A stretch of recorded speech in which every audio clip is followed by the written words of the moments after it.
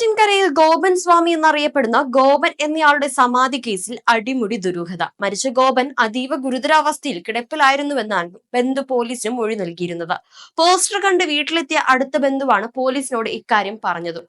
എന്നാൽ ഗോപൻ സ്വാമി നടന്നുപോയി സമാധി ആയെന്നായിരുന്നു മകൻ രാജസേനൻ പറയുന്നതും. മൊഴികളിൽ വൈരുദ്ധ്യം നിലനിൽക്കുന്നതിനാൽ കൂടുതൽ അന്വേഷണം വേണ്ടിവരുമെന്ന് പോലീസ് പറഞ്ഞിരുന്നു. തുടർന്ന് മരണത്തിലെ ദുരൂഹത നീക്കാൻ മൃതദേഹം പുറത്തെടുത്ത് പോസ്റ്റ്മോർട്ടം ചെയ്യണമെന്ന പോലീസ് അപേക്ഷയിൽ കളക്ടറുടെ തീരുമാനവും വന്നു.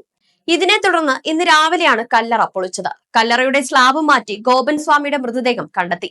ഇരിക്കുന്ന നിലയിലായിരുന്നു മൃതദേഹം. നെഞ്ചുവരെ പൂജാദ്രവ്യങ്ങൾ മൂടിയ നിലയിലും അഴുകിയ നിലയിലുമായിരുന്നു മൃതദേഹം ഉണ്ടായിരുന്നത്.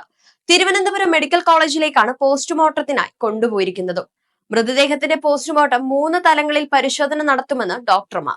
വിഷം ഉള്ളിൽ ചെന്നാണോ, പരുക്കേറ്റാണോ, അതോ സ്വാഭാവിക മരണമാണോ എന്നും പരിശോധിക്കും. വിഷാംശം കണ്ടെത്താനായി ആന്തരിക അവയവങ്ങളുടെ സാമ്പിൾ ശേഖരിക്കും. ആന്തരിക അവയവങ്ങളുടെ സാമ്പിൾ പരിശോധനയുടെ ഫലം വരാൻ ഒരാഴ്ച സമയമെടുക്കും. പരുക്കുകൾ കണ്ടെത്താൻ റേഡിയോളജി, എക്സ്റേ പരിശോധനയും നടത്തും.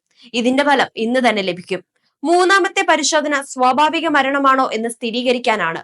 രോഗാവസ്ഥ അടക്കം പല സാഹചര്യങ്ങൾ വിലയിരുത്തിയാണ് ഇതിൽ തീരുമാനമെടുക്കുക. മരിച്ചത് ഗോപൻ തന്നെയാണോ എന്ന് ഉറപ്പുവരുത്താൻ DNA പരിശോധനയും നടത്തും. പോസ്റ്റ്മോർട്ടം റിപ്പോർട്ട് ലഭിച്ച ശേഷം തുടർ നടപടികൾ എടുക്കും. ആവശ്യമെങ്കിൽ കുടുംബത്തിന്റെ മൊഴി വീണ്ടും രേഖപ്പെടുത്തും.